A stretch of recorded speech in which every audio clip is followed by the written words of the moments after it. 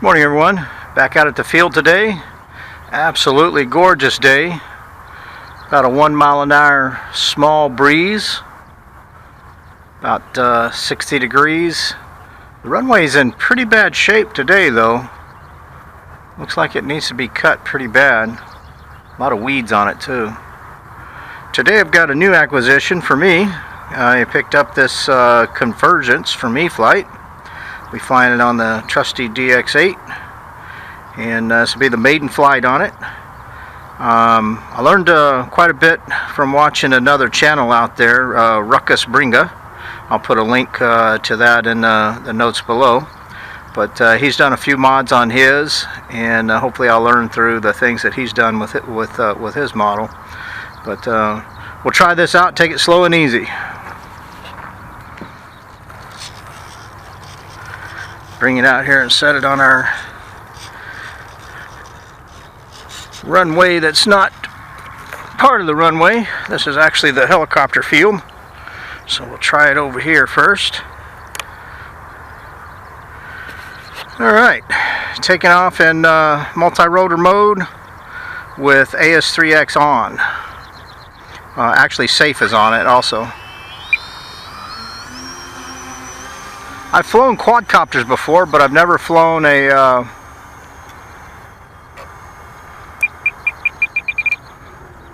looks like it's drifting away. I've never flown a tricopter.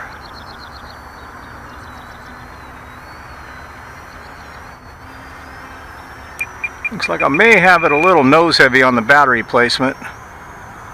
She definitely wanting to drift forward, even with putting a whole bunch of trim into it. That's maximum trim to the rear. Alright, in safe mode you're limited on your banking. That's pretty much full left and right aileron on it. And that's full back elevator, so it backs up really slow. Goes forward pretty good. Yaw rates are okay.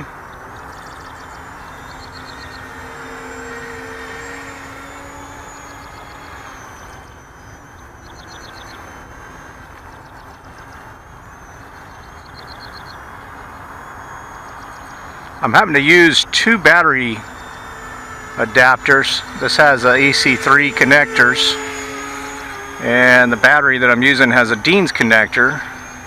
So unfortunately I did not have a connector to go straight to them. So I'm going Dean's to XT60 and then an XT60 to EC3. So that caused me to have to get a little extra length of wire in there, which means the battery had to go a little further forward. I think that's definitely affecting the CG on it. Alright, just getting a feel for it. Alright, we'll take it out of stability mode, get a little altitude. Oh yeah, with that trim in it for the battery, it definitely was out of kilter. Good thing I had some altitude on that.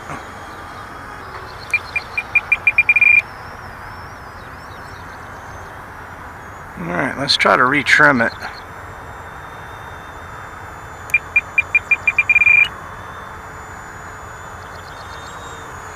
Get some altitude and try that one more time. Kept wanting to flip backwards because of all of the trim I had in it. There we go. That's better.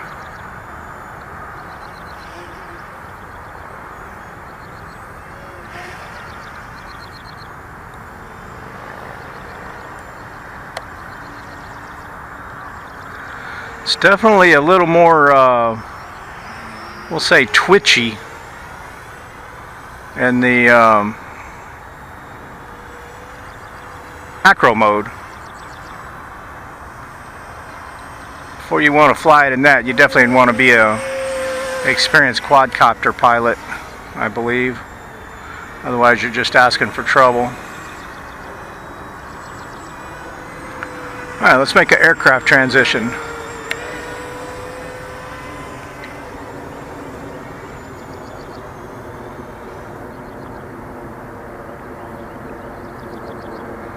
Takes it a little while to transition, and I know that's probably a little far out, but yeah, it takes it a little while to transition, but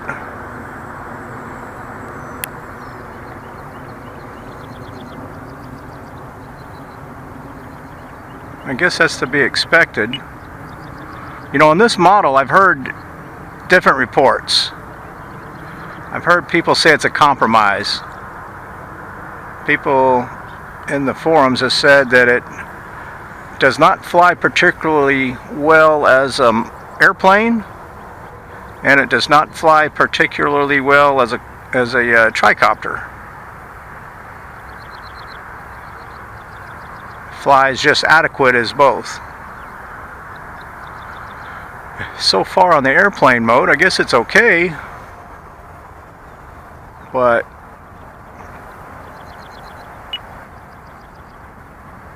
definitely not something that I would say is a tremendous flyer. One of the things that Ruckus pointed out in his site was that when you transition in and out of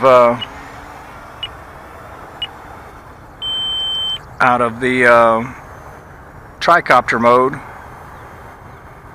you want to make sure that you got your nose in the wind as opposed to the tail.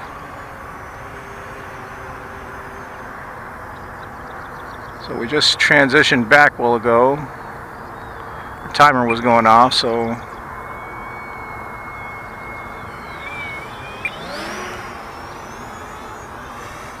bring it over here and try to land it. And there's a hawk checking us out.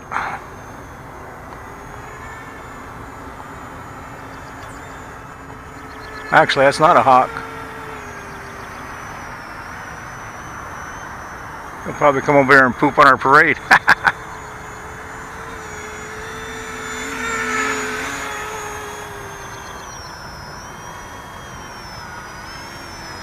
Yeah, going in reverse is very slow. Going forward is okay.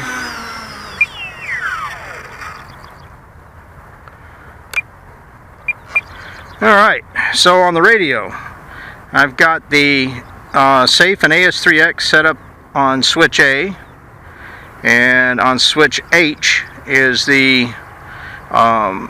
transition from airplane to tricopter. That's how it's called out in the manual. Normally this switch I always relegate to the motor cutoff, but since I couldn't do that on this one, this really needs a 2-position switch. I could have just blanked out and used it over here, but figure hook it up by the manual in case somebody else flies it. It won't have any other learning curve to it. So I got my motor hooked up, motor kill switch hooked up to this one right here, so you can see there's no throttle. Put it back on, and throttle comes on. So I got a couple more batteries for this. We're going to get them swapped out and continue the learning process.